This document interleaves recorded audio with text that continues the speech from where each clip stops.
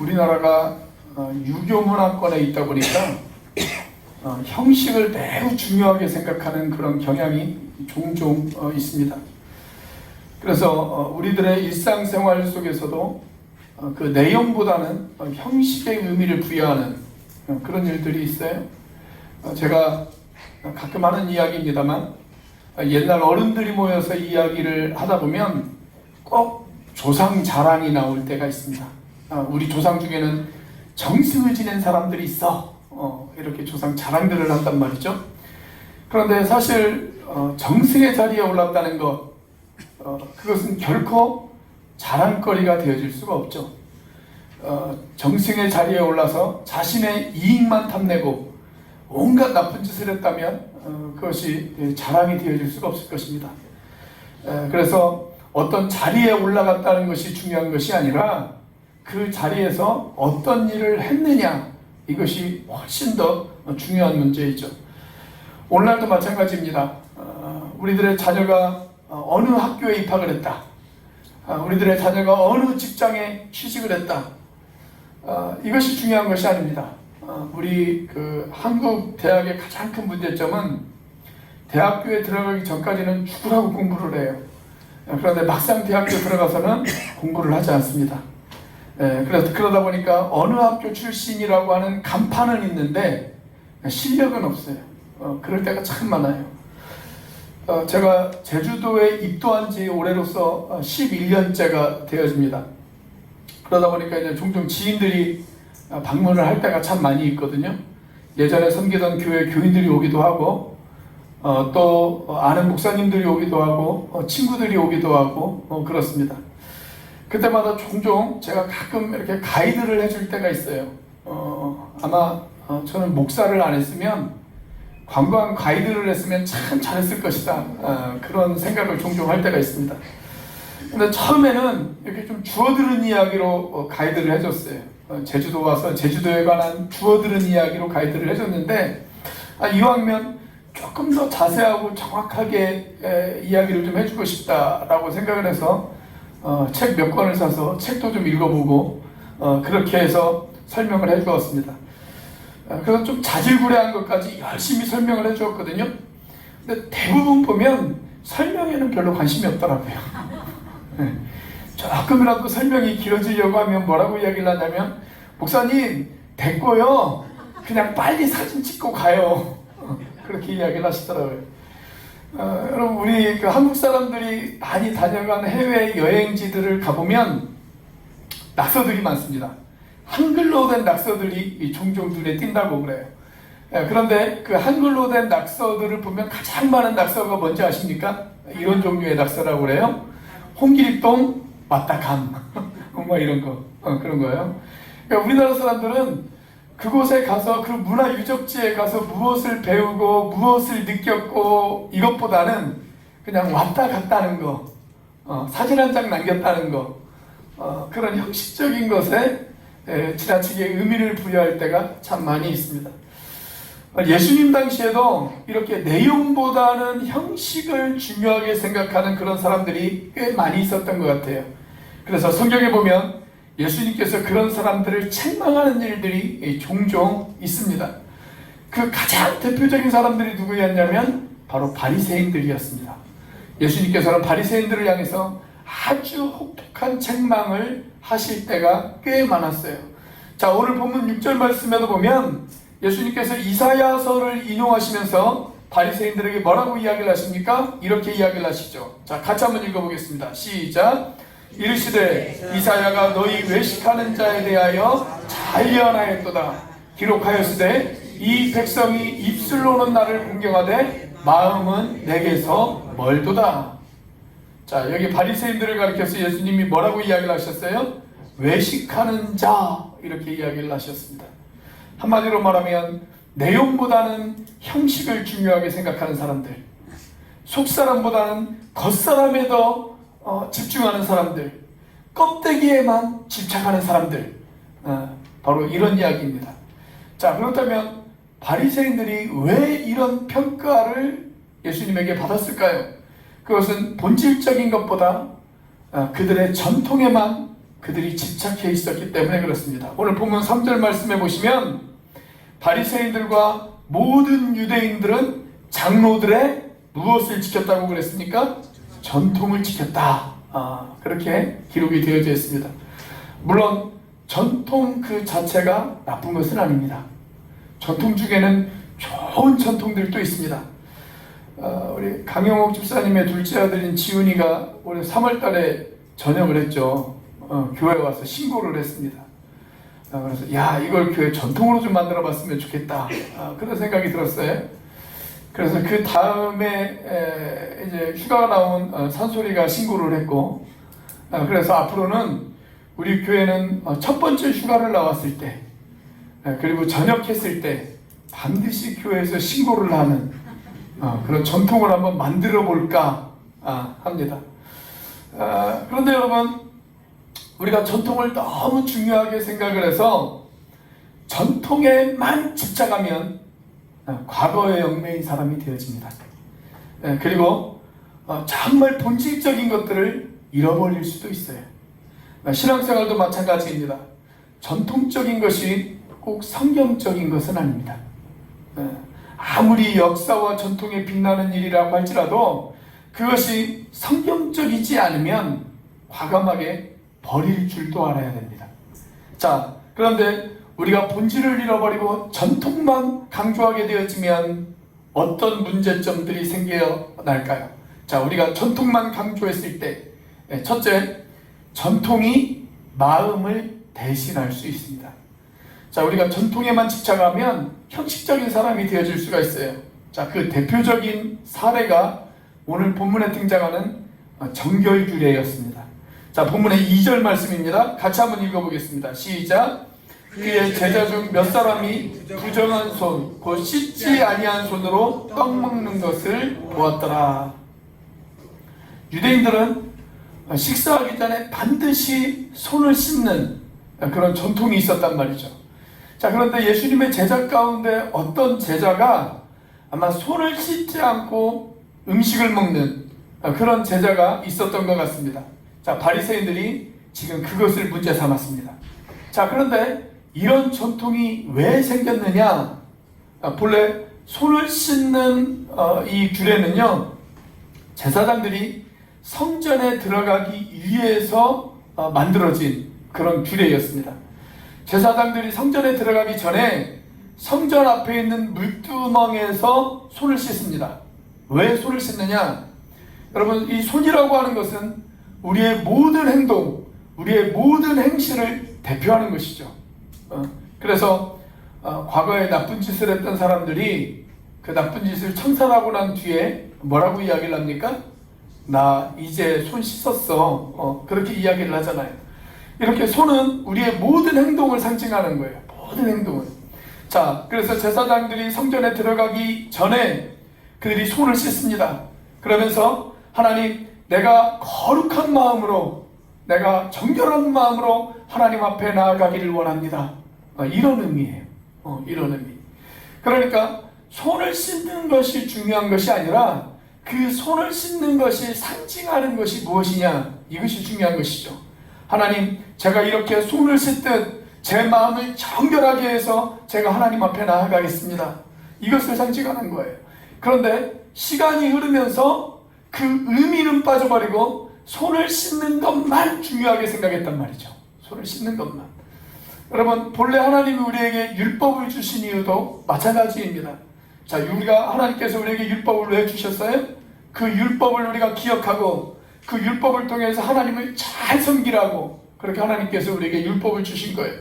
그런데 시간이 흐르면서 하나님은 빠져버리고 율법만 남게 되었어요. 율법만. 또 그 율법을 잘 지키기 위해서 율법을 보충하는 또 다른 규칙들을 만들어내기 시작을 합니다. 그런데 그 규칙이 너무 많아지다 보니까 나중에는 그 규칙이 걸림돌이 되어져서 본질인 하나님의 말씀을 망각하는 그런 폐해가 생기게 되어졌단 말이죠. 그 대표적인 예가 뭐냐면 바로 안식일이죠. 안식일. 하나님이 주신 율법은 안식일을 거룩하게 지켜라. 이것이 하나님이 우리에게 주신 율법의 명령입니다. 일주일에 하루 정도는 우리가 좀 쉬면서 몸과 마음의 여유를 갖고, 그리고 내가 하나님 앞에 어떻게 살았는지를 한번 돌아보고, 그리고 내가 앞으로 하나님 앞에 어떻게 살 것인지를 좀 결단하는 그런 시간을 한번 가져보라는 겁니다. 그것이 안식일의 취지예요. 그런데 그 의미는 없어지고 뭐만 남게 되어졌냐면 안식일에 일하지 말라, 이것만 남게 되어졌어요. 일하지 말라.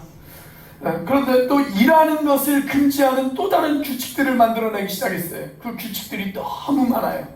그 규칙들 가운데는 재미있는 규칙들도 있습니다. 이런 규칙들도 있어요. 안식일 날에는 거울을 보지 말아라 하는 규칙도 있어요. 거울을 보지 말아라. 우리가 거울을 자꾸 보게 되어지면 어떻게 되어질까요? 머리도 만지게 되어지죠.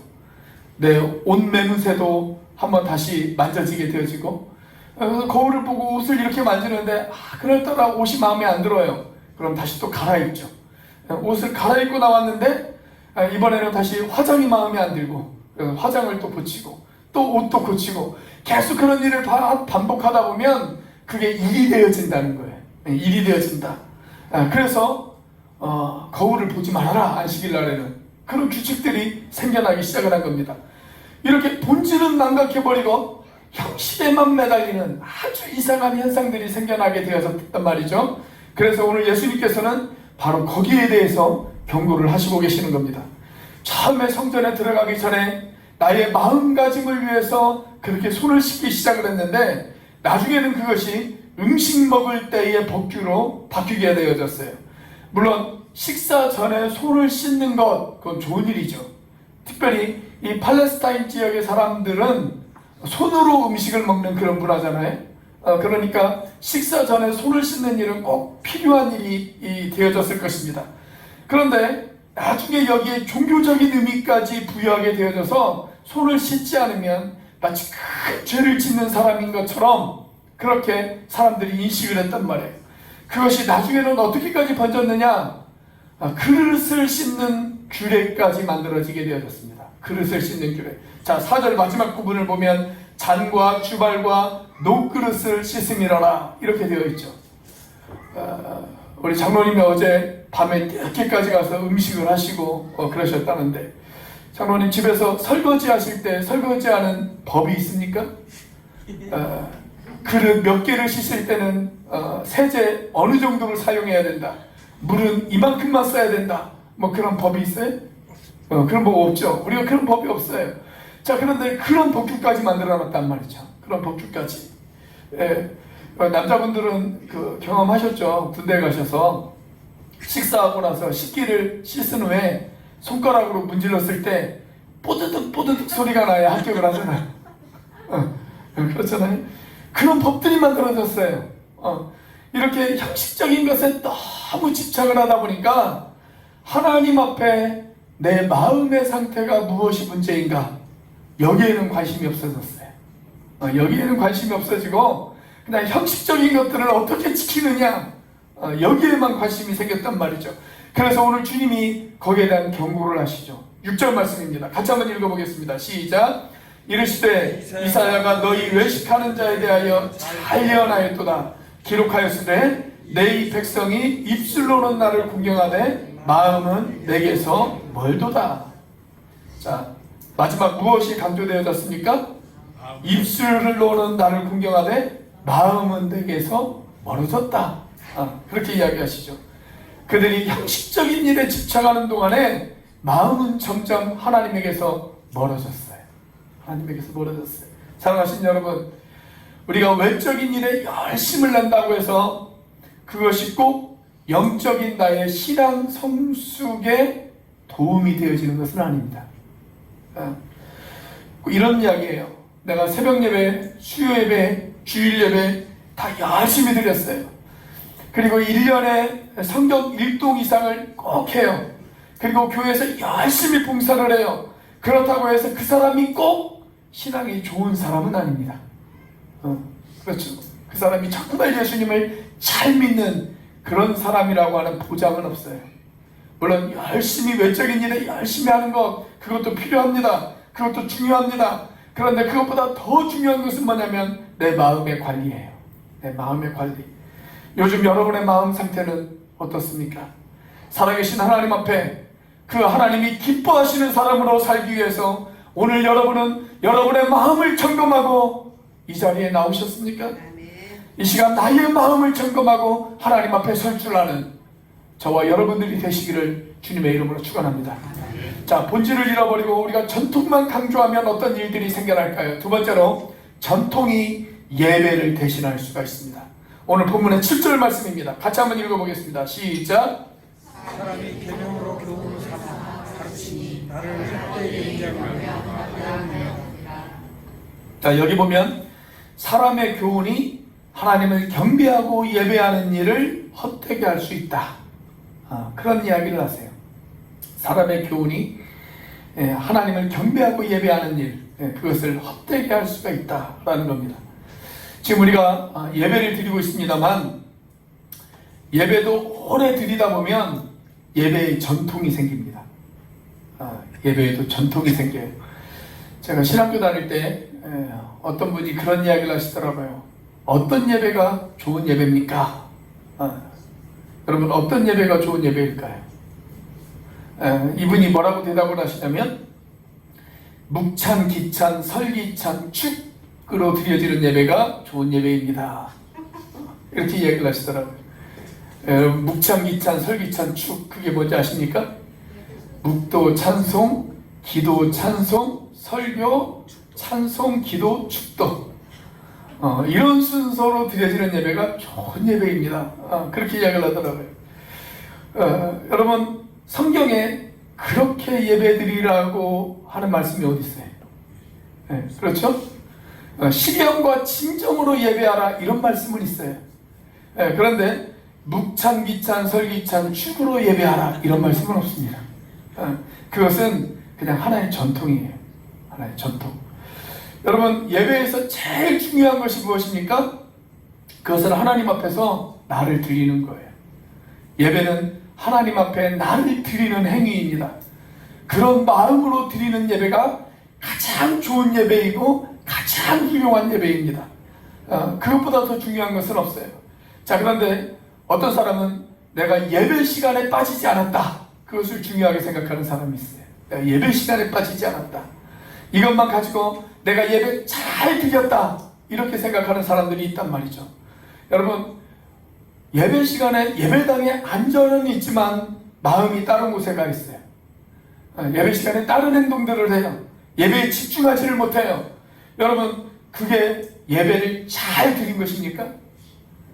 예배 시간에 이 자리에 앉아있지만, 내가 그날 이 자리에 앉아있었지만, 그렇지만 내가 다른 짓을 하고 예배에 집중하지 못했다면 그것은 예배를 드린 것이 아니죠.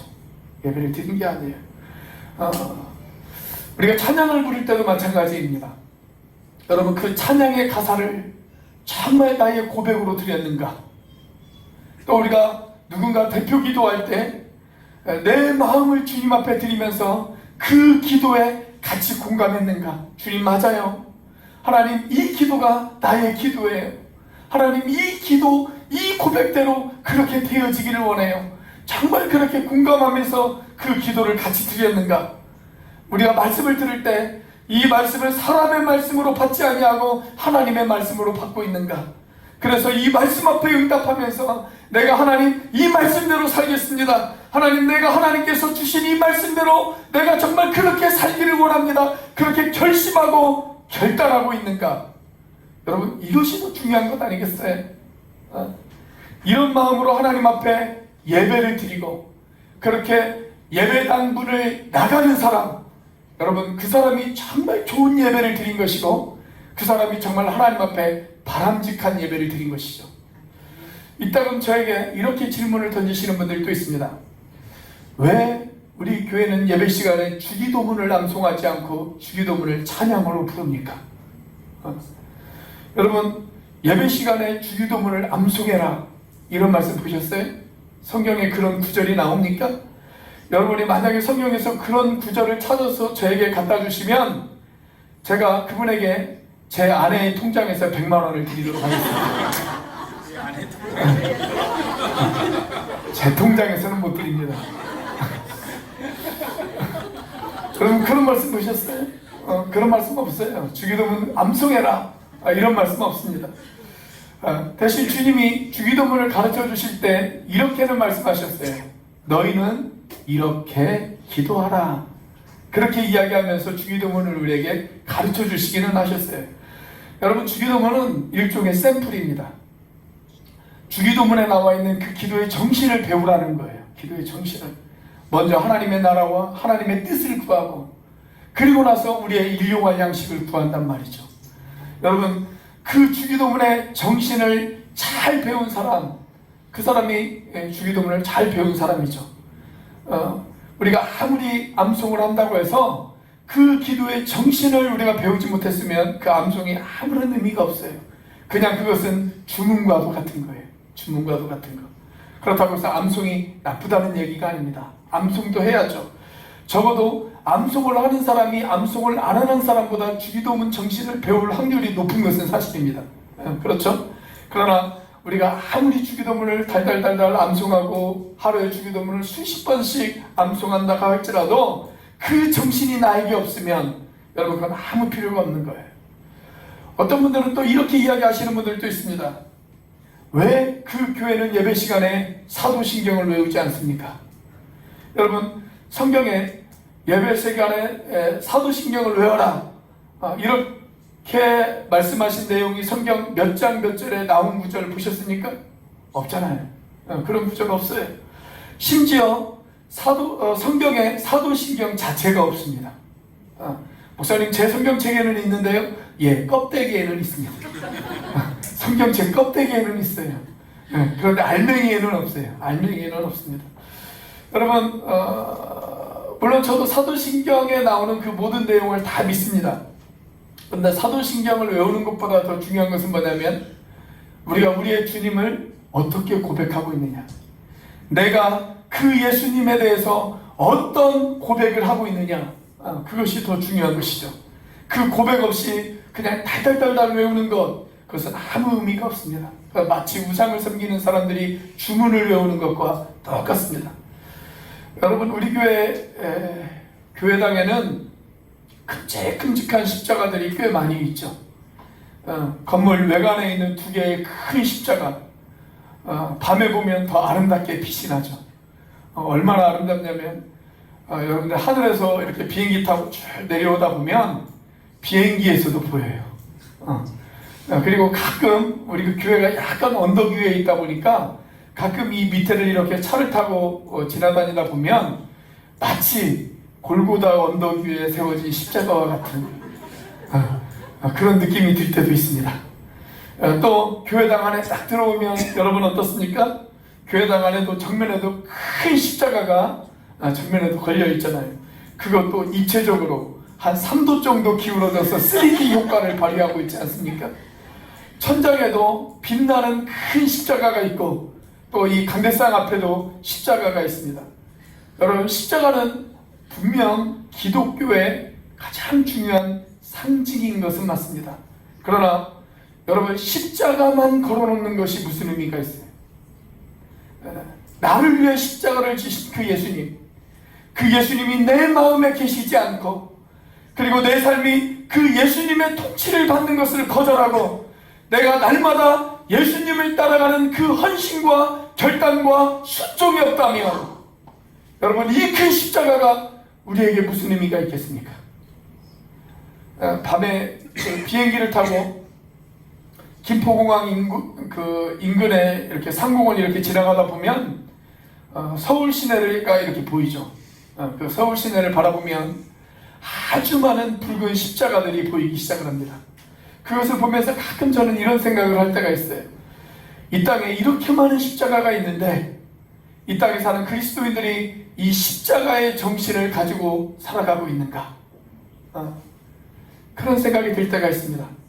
여러분, 우리가 그 십자가의 정신을 가지고 살아가야지 그 상징만 붙들고 있는 것, 그것은 마치 안 믿는 사람들이 부적을 붙들고 있는 것과 똑같습니다.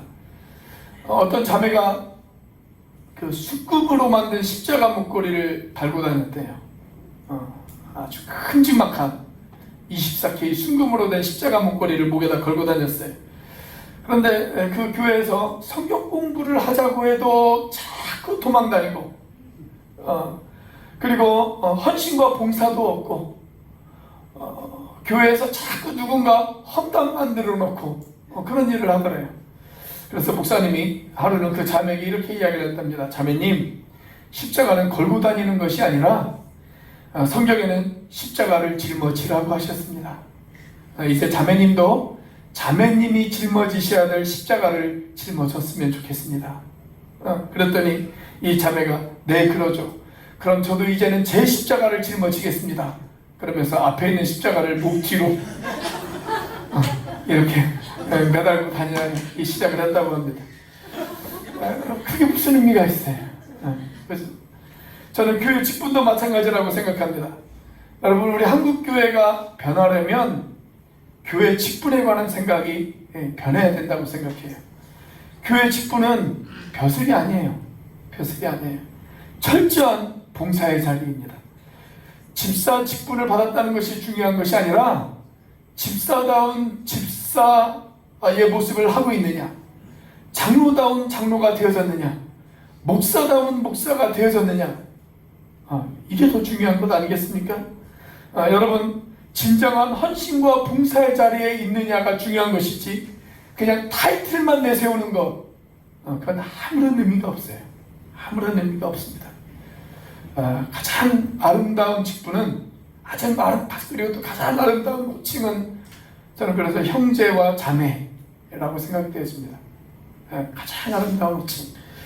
여러분, 바리새인들의 모습이 바로 그러했어요.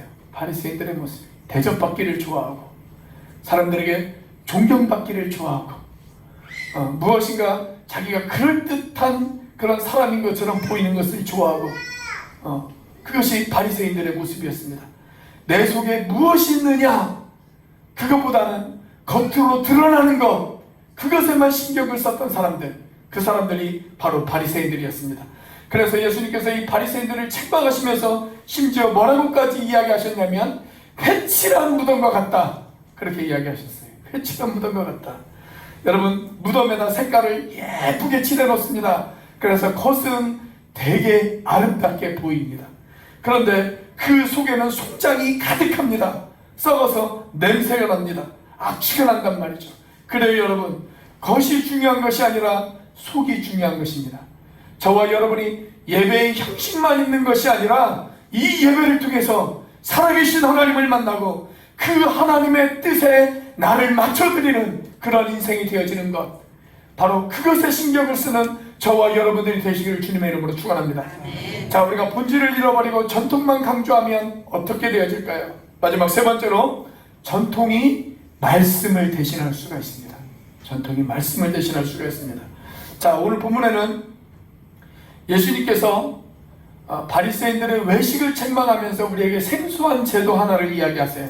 그것이 바로 고르반 제도예요. 고르반 제도. 우리가 다 읽지는 않았지만 11절 이하에 보면 고르반 제도에 관해서 예수님께서 이야기를 하십니다.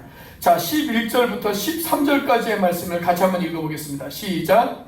너희는 이르되 사람이 아버지나 어머니나 말하기를 내가 주여 유익하게 할 것이 고르반 곧 하나님께 드림이 되었다고 하기만 하면 그만이라 하라. 자기 아버지나 어머니에게 다시 아무것도 하여 드리기를 허락하지 아니하며 너희가 전한 전통으로 하나님의 말씀을 폐하며 또 이 같은 일을 많이 행하느니라 하시고. 자, 여기 13절에 보시면 너희가 전한 전통으로 하나님의 말씀을 폐하고 있다, 그렇게 이야기하고 있습니다. 전통 때문에 하나님의 말씀이 가려지고 있어요.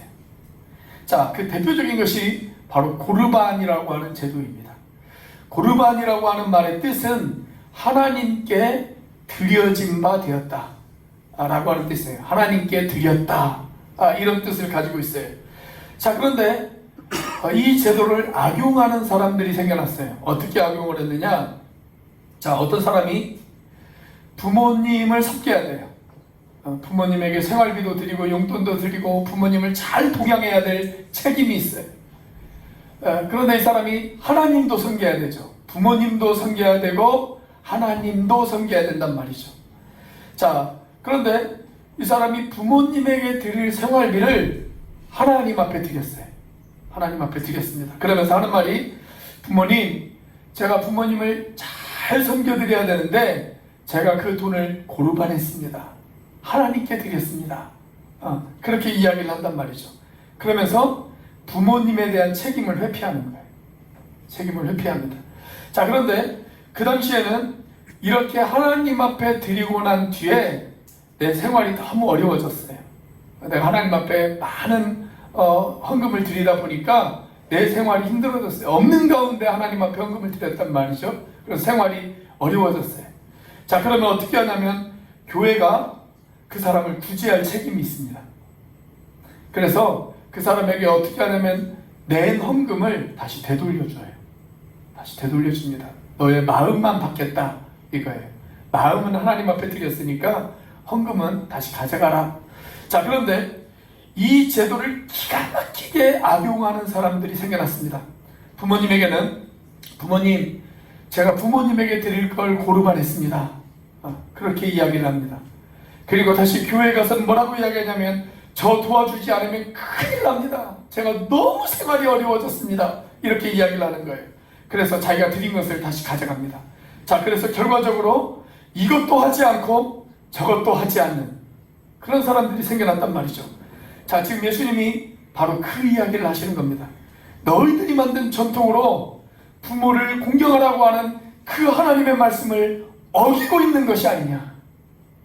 그 이야기를 하시는 겁니다. 자, 그러면서 뭐라고 이야기를 하세요? 자, 오늘 말씀의 결론이라고 할 수 있는 부분입니다. 15절과 16절입니다. 같이 한번 읽어보겠습니다. 시작. 무엇이든지 밖에서 사람에게로 들어가는 것은 능히 사람을 더럽게 하지 못하되 사람 안에서 나오는 것이 사람을 더럽게 하는 것이니라 하시고. 자, 지금 바리새인들이 누구와 대화를 하고 있어요? 예수님과 대화를 하고 있죠. 예수님과.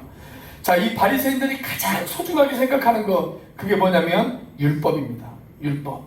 자, 그런데 율법의 핵심이 뭘까요?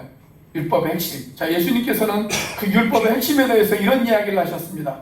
모세의 율법과 선지자의 글과 시편에 나를 가리켜 기록된 모든 것. 그러니까 모세의 율법도 예수님을 가리키는 것이고, 선지자의 글도 예수님을 가리키는 것이고, 시편에 나와 있는 모든 글도 예수님을 가리키는 것이다 라는 거예요. 모세의 율법은 그림자예요. 본질은 누구예요? 예수님이에요. 예수님. 모세의 율법이 가리키는 건 예수님이란 말이죠. 자, 그런데 그 율법보다 소중한 예수님, 그 예수님과 지금 대화를 하고 있어요. 바리새인들이. 그런데 그 예수님 때문에 흥분하는 것이 아니라 지금 뭐 때문에 흥분하냐? 뭐 때문에 흥분하냐면 다른 것을 가지고 흥분하고 있는 거예요. 식사하기 전에 왜 당신들은 손을 씻지 않습니까? 우리는 3분 이상 깨끗이 씻는데 왜 당신들은 손바닥만 씻습니까? 우리는 팔꿈치까지 씻는데 왜 당신들은 손목까지만 씻습니까? 그런 거 가지고 지금 예수님에게 따지고 있단 말이죠. 여러분, 우리도 그럴 때가 참 많아요. 정말 본질적인 것을 가지고 흥분해야 되는데 아주 사소한 것 가지고 목숨을 걸 때가 참 많이 있단 말이죠. 어떤 분은 예배를 드릴 때 정말 이 예배를 통해서 내가 예수님을 만나고 예수님을 경험하고 그 하나님이 기뻐하시는 인생이 되어지기를 원하는 것, 그런 것 때문에 흥분하는 사람이 있는가 하면, 어떤 사람은 아주 사소한 문제를 가지고, 야, 저 사람은 기도할 때 왜 저렇게 기도해? 야, 오늘따라 왜 이렇게 설교는 길어? 야, 주보에 여기 오타 있네, 오타. 이런 거 가지고 흥분하는 사람들이 있단 말이죠. 가끔 중고등부 아이들이나 우리 청년들 수련회 같은데 하는 곳 이렇게 따라가다 보면 아주 다양한 종류의 찬양을 부를 때가 있어요. 힙합으로 찬양을 할 때도 있고요. 메탈로 찬양할 때도 있습니다. 그러면 꼭 참석한 어른들 중에 어떤 분들은 이렇게 이야기하시는 분들이 있어요. 찬양이 왜 이래? 시끄러워 죽겠어. 시끄러워 죽겠어. 여러분, 새로운 세대들은 그들에게 익숙한 예배의 형식을 가질 수도 있어요. 그것도 하나의 전통이란 말이죠. 전통. 그들에게 익숙한 예배의 형식을 가지고 그들이 그 예배의 형식을 통해서 예수님을 배우고 예수님에게 가까이 갈 수가 있고, 그리고 그들의 삶이 예수님에게 드려질 수가 있다면 저는 힙합이 아니라 힙합 할아버지라고 해도 괜찮다고 생각합니다. 사랑하는 여러분, 우리가 비본질적인 것을 가지고 목숨을 거는 그런 교회가 아니라 정말 본질적인 것을 붙들며 살아가는 그런 교회가 되어졌으면 좋겠습니다. 우리가 예수님을 만났는가? 우리가 그 예수님을 통해서 우리가 구원을 경험하고 있는가? 우리가 정말 하나님의 사람으로 우리의 삶이 바꾸어져 나가고 있는가? 여러분, 이게 본질적인 것 아니겠어요? 이 본질적인 일을 이루는데 방해가 되어지지 않는다면 우리는 얼마든지 전통과 형식에서 자유로울 수 있어야 됩니다. 여러분, 이렇게 본질을 붙들고 사역하는 교회, 본질적인 부분에 목숨을 거는 교회, 본질적인 부분에 목숨을 거는 성도들, 저와 여러분이 바로 그런 사람들이 되어지시기를 주님의 이름으로 축원합니다. 기도하시겠습니다.